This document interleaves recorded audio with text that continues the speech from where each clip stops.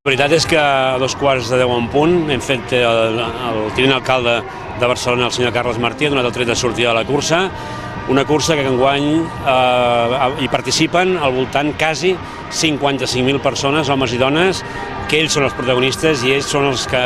fan gran la cursa cada any. La 30ª edició de la cursa del Corte Inglés s'ha fet amb 1.700.000 participants o persones inscrites i, repeteixo, ells són els grans protagonistes i esperem que tot aquest matí esportiu popular, festa de l'esport popular de la ciutat de Barcelona i de tot Catalunya transcorregi amb molta esportivitat, que és el que desitgem.